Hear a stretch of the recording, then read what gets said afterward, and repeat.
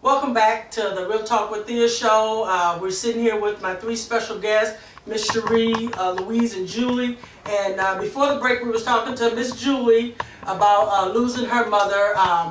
Her mother was shot in the head, and she was away in Job Corps. Yeah. And she had got the call, and so she was rushed back to Iowa City to see what was going on with her mother, but she still wasn't quite sure of what was going on. She didn't think it was that serious. So we're going to kind of pick up, we're trying to get all the way up into that moment to where reality sunk in. So Julie, back to you. You're saying that now you're there in Iowa City and you're waiting, or you're talking to the doctors, so take us from there. That they were running tests, Okay. and the doctor told me. I mean, I wanted to know. I mean, it wasn't sinking in, but I wanted to know. I mean, I felt like I needed to know what was going on. I don't want them to make it seem like it wasn't important for me to know because I was a child. I wanted to know because it was my mother. Right. So the doctor told me himself, when we run the test and everything comes back, I'll make sure I come to you and let you know what is going on. Okay. And when they ran the test, basically, they had poked her in over 100 nerve endings in your body where you would have some type of reaction, and she had none. They did CAT scans on her brain, and basically she didn't have any brain activity. And he said if she was to have made it out, that she would have been in a vegetative state. Oh. So, and he was like, we don't know. Even if she'll be able to breathe without the breathing machines and everything. Wow. So, again, 17 years old, you're hearing this doctor saying all these things about your mom. So I know there's got to be this feeling of, like, what the heck, is this a dream? You know what I'm saying? And so, from the time the doctor told you to how long until they said, okay, this is it, your mother she's gone? From the time that I got to the hospital, or from the time the doctor told me? From the time, like I said, you got the news and the doctors are sitting there talking to you, telling you what happened, what was, how soon after was? About 48 hours. She lived for 3 days. She lived for 3 days. Okay. Yeah. So 48 hours. Maybe not 48. Might have been a little. Might have been like a day and a half. I wouldn't say maybe a day and a half. So now, were you there the whole day and a half, or did you have to go back to school? No, I got there the same day. They had found her at some time in the morning. I got there later on that night.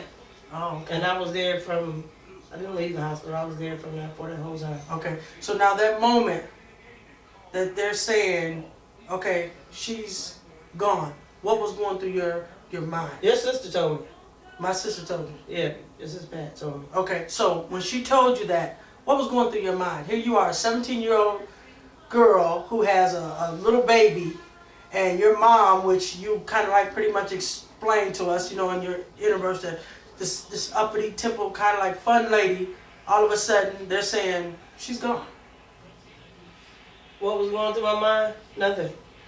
Just got blank. I probably from that point when Pat told me that she had died, I didn't cry, I didn't do nothing. I didn't have no kind of reactions. I stayed on the phone. Maybe it was, I don't know, it wasn't real to me until I saw her in the casket. Oh, okay.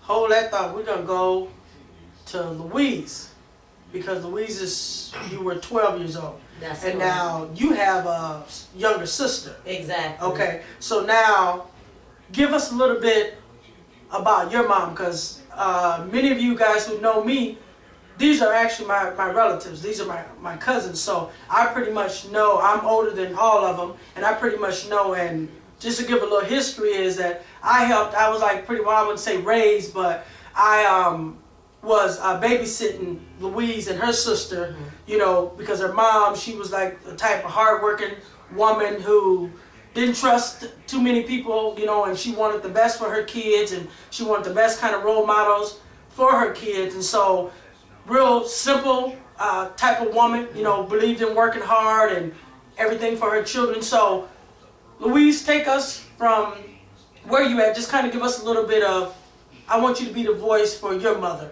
Now, tell us, for those who don't know your mom, tell us something about your mom. What made her the mom that, you know what I'm saying, what made her your mom?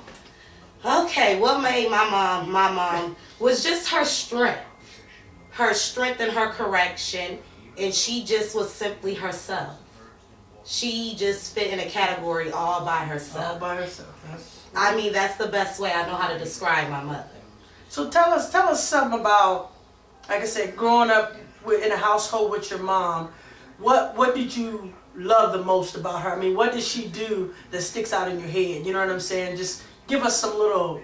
The things I loved the most about my mother is that she loved her girls. Yeah. She absolutely adored us, and she was about working hard and doing whatever she had to do to pay the best life for us. I agree on that one. She was a hard woman, but she was a fair woman. Uh-oh. Okay. And it took me years to realize that, and unfortunately, it was after she was dead. But she just was a woman of grace. You know, that's one of the things I loved about her the most. But one of the things that I did not like is because I felt like she always put others before herself. I don't feel that she focused on herself as much as she should have, because she was just always trying to help and be there for others, whether it was family or friends. Okay, so with that, I want to start with that. Do you think a lot of times it's like as mothers that, as far as like putting others first, are you simply like, I think that like with me, when I became a mother, I put my children before myself. Mm-hmm. And that can be a good thing, but I also think that with anything, we have to have a balance. Exactly. And I think that I run into a lot of mothers who actually, they live their life through their children. Mm-hmm. And, you know, they stop living themselves. And it's just like, yeah, we have children, but we still can enjoy our life. Exactly. Because what happens is your kids have to get old. Mm-hmm. And then what happens, they get older and they get on with their life, they get their little boyfriends, they get their little family. And then you feel like, my life done passed me by. Exactly. And so I don't want mothers to get caught up in that have children that say, well, all I do is care about my kids. Yeah, we can care about our kids, but we have to take time, because earlier we were talking, Julia, remember, and you were saying that you went and you had to buy the grandbaby some shoes or something, and then when it was time for you to get something just so simple, give me a pair of tennis shoes and 2 little outfits, you felt guilty about that. You know what I'm saying? And that shouldn't be the case, because we have to have balance with everything. You work hard for your money. Mm-hmm. And, you know, if we really be truthful about it, our kids got way more than what they need in the first place. Right. So, to your mother's defense, Louise, I just think that whether she lived her life or was comfortable in her zone, and she just tried to get everything from inside of her to display it to you guys. You know what I'm saying? It was like all the deposits, because you don't know how long you're going to be here. Exactly. And so now, again, you 12 years old, Mm-hmm. and did you know, what exactly, if you don't mind us, what did your mother die from? Breast cancer. Breast cancer. Yes. Okay, so were you aware of this? I was aware of it. I mean, she was honest about the breast cancer and the different stages and things of that nature she had to go through. But what she was not honest with me about is that she was actually going to die from her terminal illness. And actually one day, when we were at home, because during my mom's last stages of her life, I basically cared for her. Like I would help her bathe, and I would do things around the house, because she had started falling very ill and she became really weak. And one day particularly, I was cleaning up the room, and I was straightening up all of her paperwork in a drawer. And I had found some paperwork that said that she had 6 months to a year to live. So I approached her with the information, and I asked, I was like, Mama, what's this about? You know, I thought you told me you was going to be okay or whatever have you.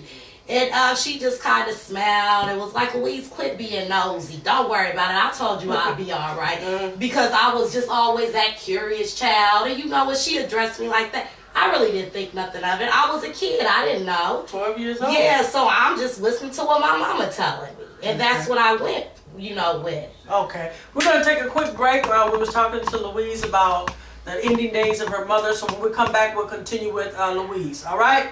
Woo-hoo! All right. Her whole face looked like Donna Pearl. Girl,